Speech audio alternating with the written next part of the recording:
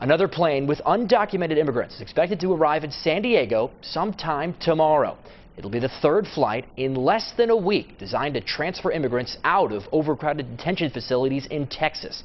Now tonight, Immigration and Customs Enforcement officers continue to release some of the nearly 300 migrants who have already arrived here. San Diego 6 reporter Carlos Delgado is live outside the federal building downtown where a woman and her young son were released earlier this evening. Carlos. Well, Derek, that 30-year-old woman and her 6-year-old son spent 20 days traveling from Honduras to the United States. They were eventually processed by the Border Patrol and then brought here to the federal building in downtown San Diego. Our cameras were rolling. We caught them leaving the federal building, and they were eventually greeted by their family. That happened about 3 hours ago. It was an emotional reunion just moments after Alma Castro and her 6-year-old son were released by federal agents in downtown San Diego. Castro says it was a difficult journey for her and her son. They left Honduras on June 12th and traveled by bus to the Texas-Mexico border.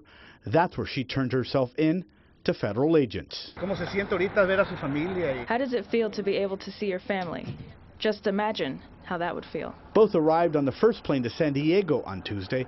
Castro was on one of the first buses that arrived in Murrieta and were met by heated protesters. I was sleeping on the bus and others on board told me that they had turned the buses around. Castro described the ICE federal office as unhealthy and packed with families, many of them with young children. It took her 4 days to speak to an ICE agent before she was released on Sunday.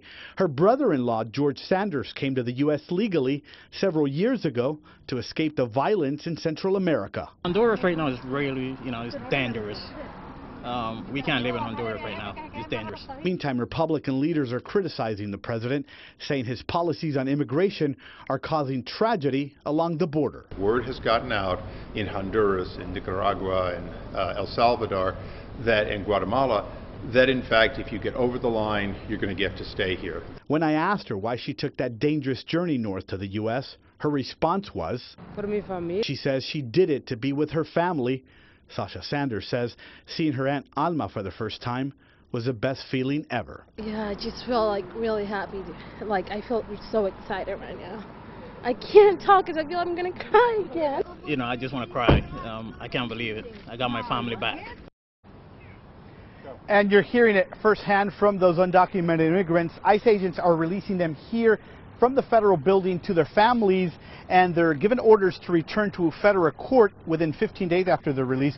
An immigration attorney tells us that most of the unaccompanied children that have been brought to San Diego will most likely have to return to the country they came from. That's the latest tonight from the federal building in downtown. Carlos Delgado, San Diego 6 News.